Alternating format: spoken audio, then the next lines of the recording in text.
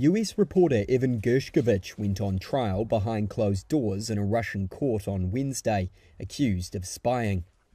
Fellow journalists were allowed to briefly film the 32-year-old before the start of proceedings in the city of Yekaterinburg, where the FSB security service arrested him in March 2023. Shaven-headed and smiling faintly, he nodded at colleagues from inside his glass box.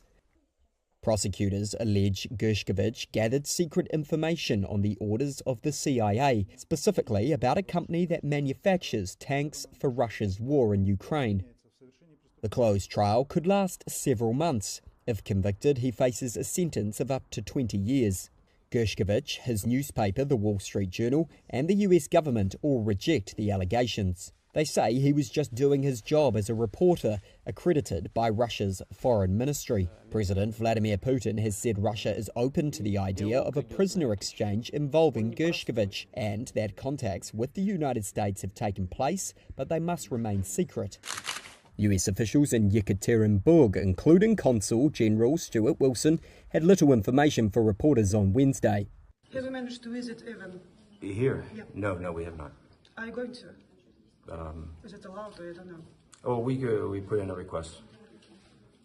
Right, prisoner exchanges are negotiated at a high level in Washington, so we're not involved with that. Washington has accused Russia of conducting hostage diplomacy. It has designated Gershkovich and another jailed American, Paul Whelan, as wrongfully detained and says it is committed to bringing them home.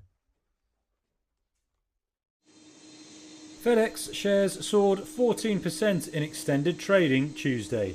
Investors were excited after the delivery giant forecast fiscal profit for this year above analyst estimates. The US firm said it was targeting earnings of $20 to $22 per share, the midpoint of which was slightly above analyst estimates. Executives said slashing expenses and consolidating operations would boost returns even though demand remained weak for package deliveries. FedEx revenue hit $22.1 billion in the fourth quarter, up on a year earlier and above projections. Earnings excluding items grew 7.2% to $1.34 billion. CEO Raj Subramaniam said the results were unprecedented in this current environment and he expects the momentum to continue. FedEx's unprofitable US Postal Service contract will end in late September.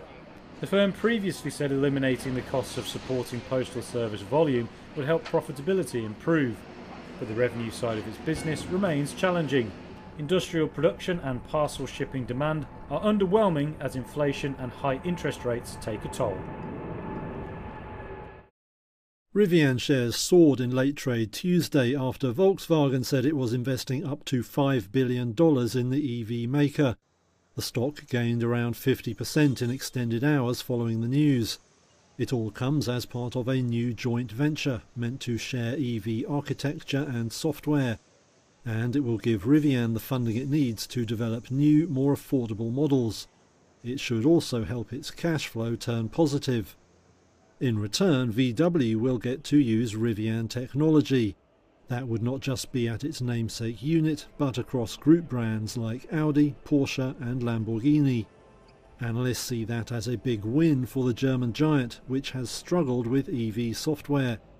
It's over budget and behind schedule on goals it set for developing the technology. Industry watchers say it's also a big plus for Rivian, giving investors more faith in its future. It's been losing nearly $40,000 on every vehicle it delivers, though it has at least avoided filing for bankruptcy like some other startups. The company said recently it had overhauled its manufacturing process to cut costs and, hopefully, drive it towards profit. Shares in the firm had halved this year, ahead of news of the VW boost.